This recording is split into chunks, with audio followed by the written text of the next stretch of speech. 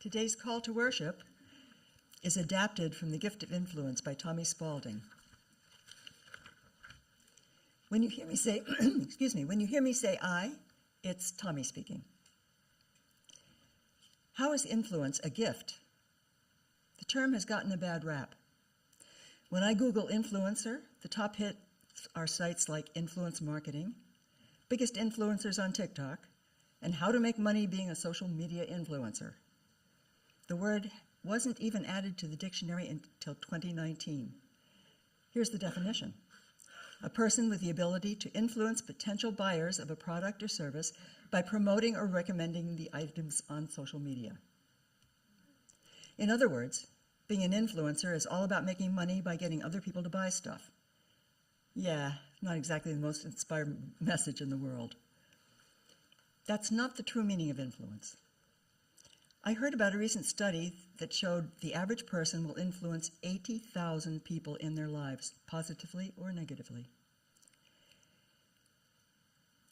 I started doing the math in my head. If you divide 80,000 by the average life expectancy, 78 years, you get 1,025 people impacted every year, or 1.8 daily. Every single day, 2 or 3 people will show up. You can choose to be a good influence, or you can choose to be a bad one. It's that simple. They won't remember what you said, how you led them, what you bought from them or sold to them. They'll remember that you truly saw them, or made their life a bit brighter, or inspired them to be better humans. It took me half a lifetime to understand that it's not what you can get out of those 80,000 people, it's what you give to those 80,000 people. Here's the definition I prefer. Influence means having a lasting effect on the character or behavior of another person. That's the gift of influence. We'll now light our chalice.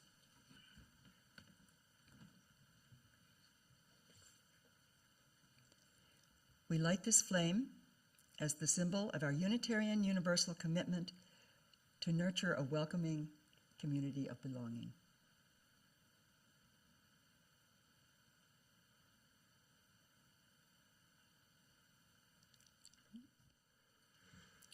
I joined the UUFN Volunteer Empowerment Committee with a deep commitment to empower our fellowship as a place of belonging and caring, where newcomers are welcomed and regulars feel seen and heard and appreciated, no matter your background or your appearance. So I offered to do this service, the power of influence. As you heard from Beth's reading, I'm not talking about the kind of influence that we often talk about with influencer. That's manipulation. We UUs cherish the freedom to discover our own truth and our own paths. Our principle number 4 is a free and responsible search for truth and meaning.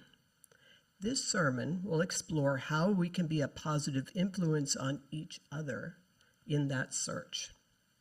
I'll ask you to set aside what you already think you know about human interaction and be open to the possibility of discovering a new perspective.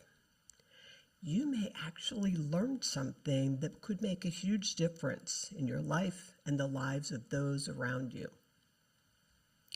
To simplify the process, I'm going to focus on one thing: how you respond to others in conversations.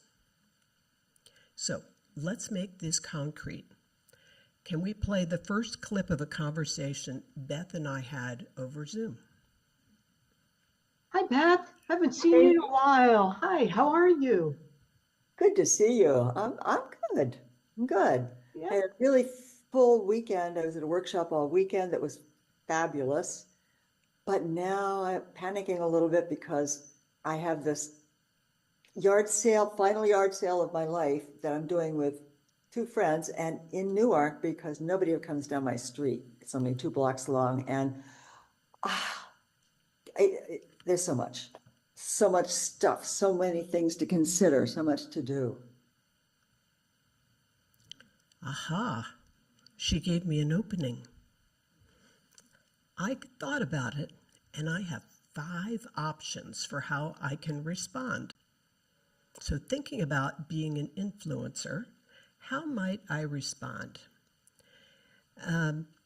Let's look at the first one to see if it's likely to meet the definition of influence we've talked about. Remember, influence means having a lasting effect on the character or the behavior of another person. Option 1. Oh, yard sales. They are such a pain. I know why you're stressed out. Boy, I remember, we had a yard sale. We did it in our neighborhood, and all of our neighbors came. In fact, we even got the street closed, and everybody came out into the middle of the street. They set up their booths. We had people for blocks around that were parked all around the edge, and we sold a lot of things. The kids had a great time. They could ride their bikes up and down the street, and yeah, yard sales. Wow, no wonder you're stressed.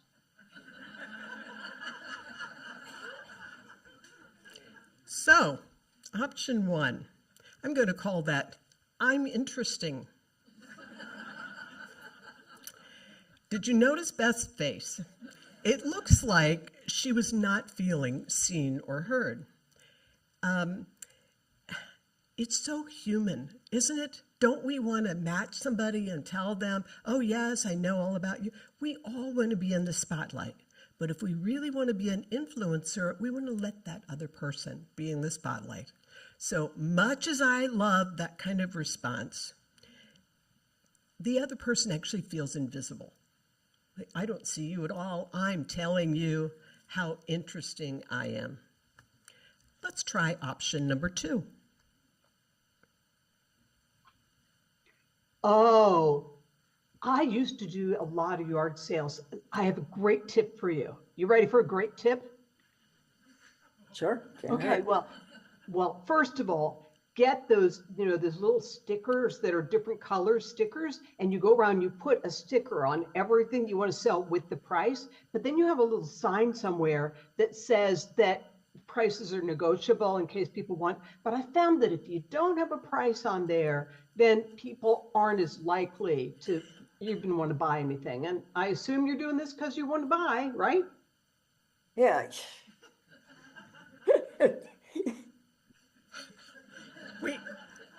We had a hard time keeping a straight face on some of these, but anyway, we wanted to demonstrate. So this one is called My Advice. Isn't this human too?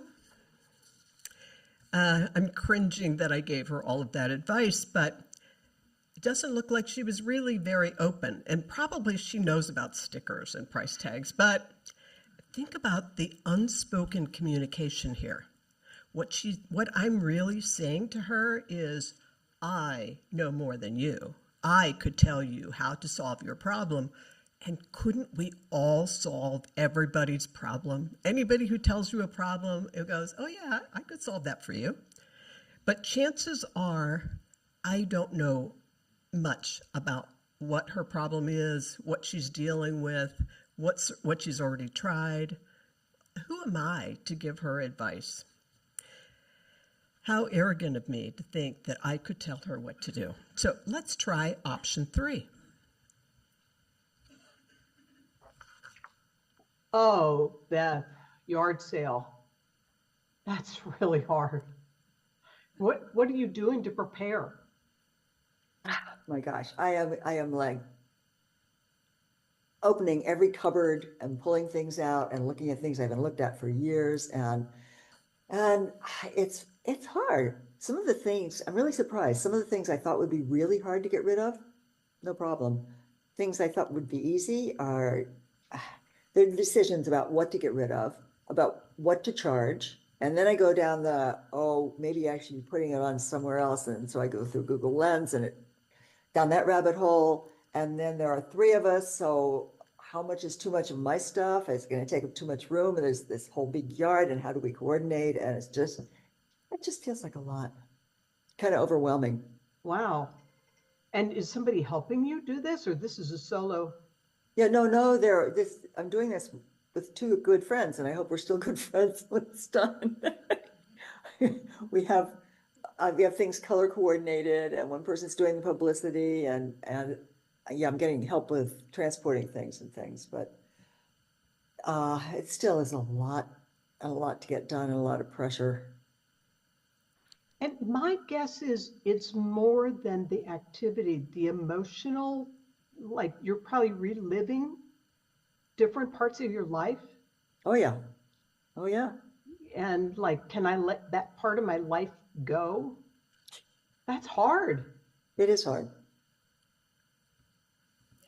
So, option 3, I'm interested. I'm asking questions to learn more. Instead of showcasing how amazing I am, I was curious about her. I asked her questions, I empathized, all with authentic caring. And Beth, did you feel seen? It made a big difference. So during coffee hour, when someone has a chance to tell you something, you may want to try option 3. Or maybe you'll go even deeper with option 4.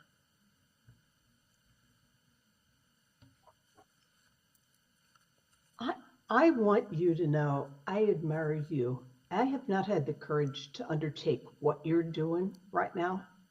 It takes courage to confront old memories, make those decisions.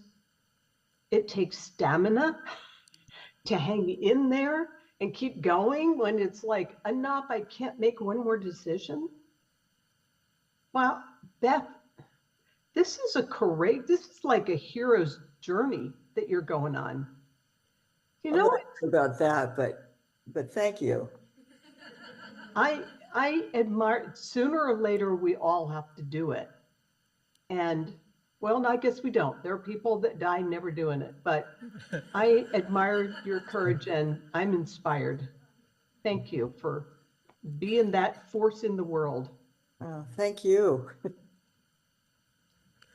So option 4 is called You're Awesome. What did you see? It's now you can only do this if you have done the I'm interested. If you can only do this level if you've actually learned something about them and what they're dealing with and what their life is like. But if you're listening for that person's strengths, wow, you're really good at that. Or you have some pretty amazing clarity about that.